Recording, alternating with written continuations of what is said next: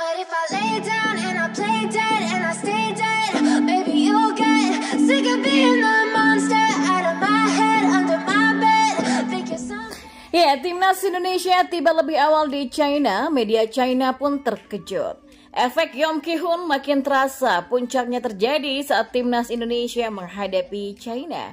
Kegilaan timnas Indonesia sudah sampai Amerika. ESPN terbukti sulit.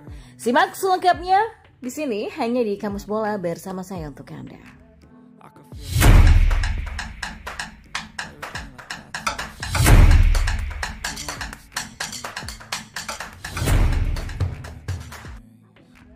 Ya, pertandingan seru antara timnas Indonesia dan timnas China di matchday keempat ronde ketiga kualifikasi Piala Dunia 2026 semakin dekat.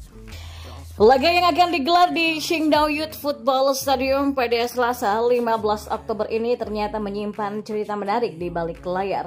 Media China Sohu dibuat terkejut dengan strategi timnas Indonesia yang tiba lebih awal di China daripada timnas China sendiri.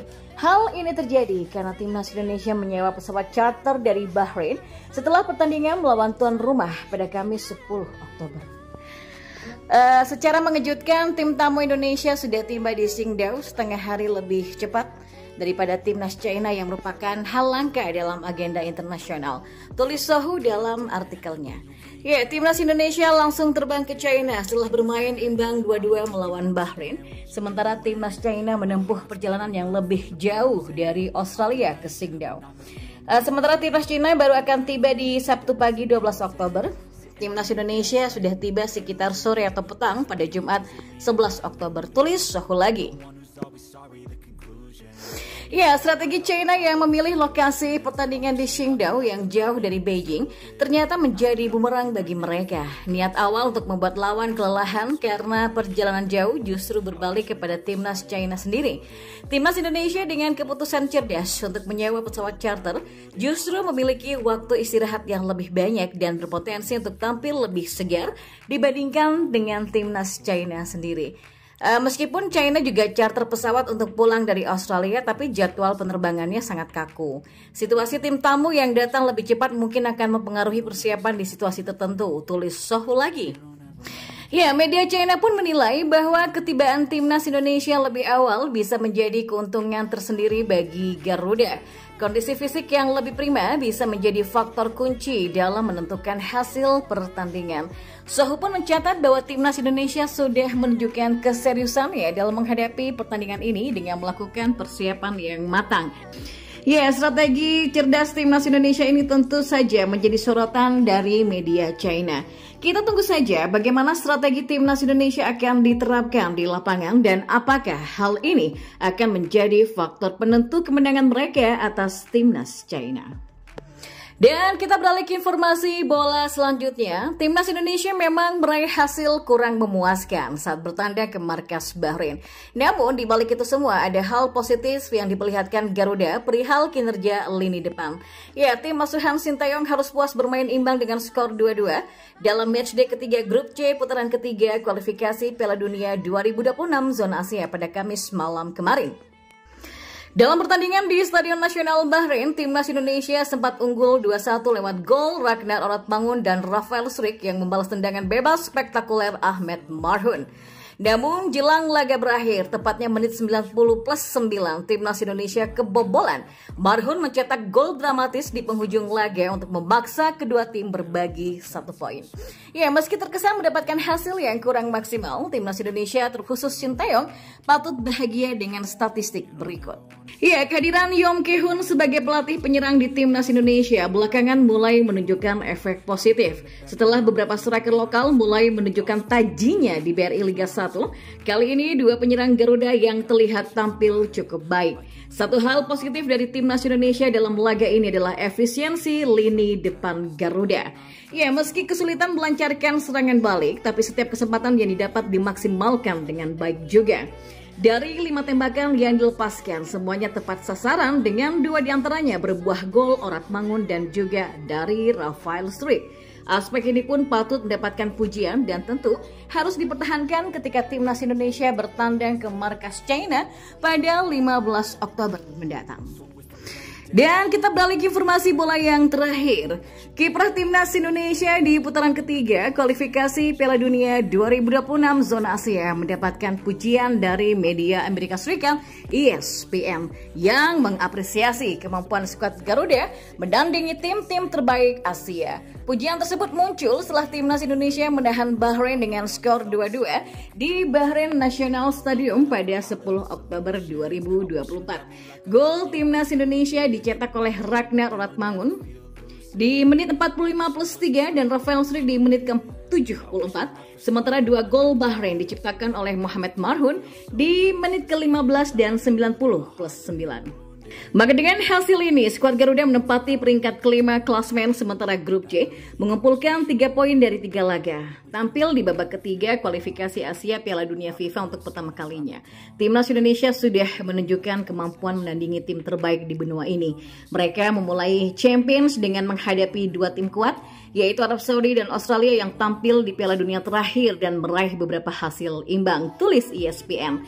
Penampilan inspiratif mereka berlanjut dengan hasil imbang 2-2 melawan Bahrain yang berada 53 peringkat di atas Indonesia yang menempati urutan 129.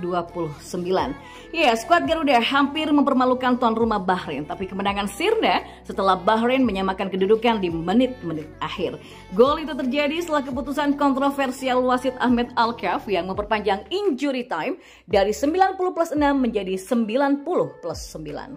Secara keseluruhan, hasil imbang di Bahrain yang sebelumnya mengalahkan Australia bukanlah hasil buruk. Tetapi ketidakmampuan Indonesia meraih kemenangan perdana pada babak ketiga kualifikasi Asia memang menimbulkan kekecewaan di kubu Indonesia. Faktanya, Indonesia memang terbukti sulit dikalahkan.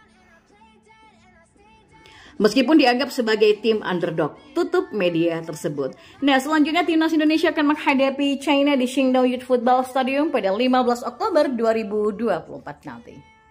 Menilik klasemen grup C, lalu bagaimana dengan skuad Garuda? Yang terbaru, timnas Indonesia ditahan imbang tuan rumah Bahrain dengan skor 2-2 pada Kamis 10 Oktober malam. Gol penyeimbang Bahrain di akhir laga berbau kontroversi sebab dicetak setelah melewati waktu injury time.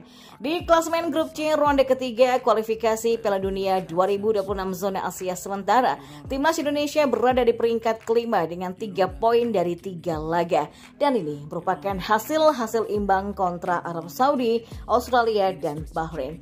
Jepang sendiri menempati peringkat pertama dengan 9 poin, di bawahnya adalah Australia, Arab Saudi, dan Bahrain yang masing-masing dengan 4 poin. Di posisi buncit ada China dengan 0 poin.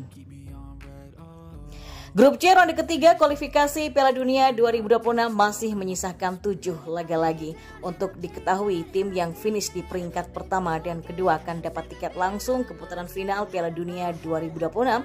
Tim yang finish di peringkat ketiga dan keempat diadu lagi ke ronde keempat, lalu tim di peringkat kelima dan keenam akan gugur. Indonesia masih akan menghadapi China dengan laga tandang dan kandang, Jepang dengan laga kandang dan tandang, Arab Saudi dengan laga kandang, Australia dengan laga tandang, dan Bahrain dengan laga kandang. Ya, rentang sisa jadwal timnas Indonesia di ronde ketiga kualifikasi Piala Dunia 2026 itu dalam rentang 15 Oktober 2024 sampai dengan 10 Juni 2025. Ya, lalu bagaimana dengan kans timnas Indonesia di ronde ketiga kualifikasi Piala Dunia 2026 ini? Masih dini untuk membicarakan kans timnas Indonesia di ronde ketiga kualifikasi Piala Dunia 2026 sebenarnya. Namun menilik situasi terkini, Martin Paes dan kawan-kawan terus dalam laju yang impresif. Setidaknya mereka tidak kehilangan poin. Terdekat di 15 Oktober, Indonesia tandang ke China. Martin Paes dan kawan-kawan wajib mengamankan 3 poin supaya peluangnya masih terjaga dengan baik. Dan di waktu yang sama juga akan digelar laga Jepang versus Australia dan Arab Saudi versus Bahrain di tanggal 16 Oktober. Skema terbaiknya adalah kalau Jepang bisa menang atas Australia dan Arab Saudi versus Bahrain berakhir imbang, maka Indonesia bisa naik ke peringkat kedua jika menang atas China. Kalau skema ini sungguh terjadi, maka Jepang masih memimpin dengan 12 poin. Indonesia bakal naik ke peringkat kedua dengan 6 poin, lalu di bawahnya adalah Arab Saudi dan Bahrain dengan masing-masing 5 poin, diikuti Australia dengan 4 poin dan China dengan 0 poin. Ya, skema-skema lain masih bisa saja terjadi, seperti Australia mungkin bisa mengalahkan Jepang Jepang atau Arab Saudi menang atas Bahrain, begitu juga dengan sebaliknya. Maka nantinya Jepang masih aman di puncak, tetapi perebutan slot peringkat kedua serta ketiga dan keempat akan semakin padat. Ya, selepas match day keempat, perang terbuka bakal semakin panas. Setiap poin begitu berharga, tak ketinggalan setiap selisih gol turut bisa menjadi pembeda.